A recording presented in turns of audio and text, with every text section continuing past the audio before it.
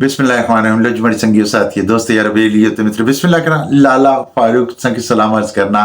Programme मिठियां गल्लां और मिठियां गल्लां च अज ईदी ना दूआ दिहाड़ा बिल्कुल जनाब इस दूए दिहाड़े सारे भैन भरावां संगी साथियों दोस्तां बाबा की अक्सर के माशाल्लाह दिहाड़ा तो बड़ा खूबसूरत गुजरना पे इसमें कोई शक नहीं है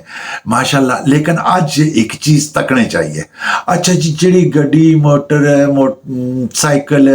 स्टूकर बसा अच्छा कुड़ियां लौड़ियां नाल भरियां। अच्छा मैं पहले सोचना रहा मैं क्या अल्लाह खैर करे बई ये लोग अज कुदर इतनी मुसरफियात च फिर एक दोस्त को पूछा मैं क्या वो खैर है बई ये एक गड्डी पर इतने इतने बंदे बैठे हुए हो खैर है क्या होया है आना भी लाला तुसा नहीं पता मैं क्या बिस्मिल्लाह करा मैं बहुत सो पता लग सी आना असा जुलिया सुसराइल मैं क्या हो कर्मा लियो। इसना मतलब यह है कि अज ना दिहाड़ा जड़ा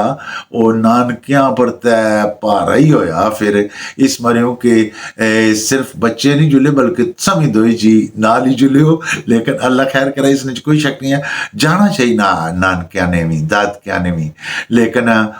एडा अल्लाह गुल्ला नहीं करना चाहिए ना क्योंकि उन्हें की पता है कि माशाल्लाह तुसा अपनी जगह पर खुश बाश हो लेकिन अज बड़ा रश हो से नानकिया च अच्छो तकने बिस्मिल्लाह करा मुख्तलिफ दोस्तां की लो जी बड़ी संगियो साथियों तकड़े सके जनाबन ये फैमिली है जी कम से कम 4 बच्चे जेडे इन्होंने नाल रखे हुए तो एक निका जिहा स्टोकर उसने अपने सफ़र कर गए तो जुले माशाल्लाह इन्ना तो तोहफा भी खरीदे आए तो नाल बच्चा भी चुकिया ने तो स्टूकरा पर लगे जाने पे सुसरा ईल माशाल्लाह जी इसमें कोई शक नहीं है अज रौला रप्पा उत्थे ही पैसी। इस तरीके मैं दोस्तों की दसना चाहना कि मुख्तलिफ दोस्त जेडे उन्हें अज ना प्रोग्राम बनाया इन्होंने तो को माशाल्लाह 3 तो 2 5 तो 1 6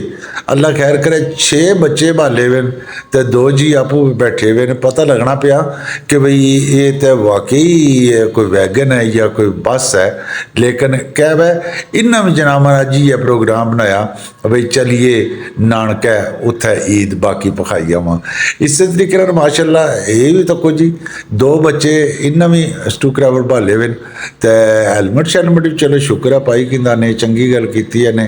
बेगम और भी नाल ना घर ने सरबराह जेडे ये भी जाई रहे जनाब अज ईद मनाने वास्ते अज ईदी ना दूआ दिहाड़ा जड़ा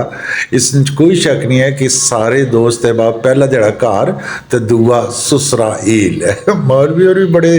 खामोश तबीयत ना जनाबन 1 तो 2 तो 3 बच्चे नाल लेके तो अल्लाह खैर करे सफ़र करना गए तो लगे ये भी जुले सुसराइल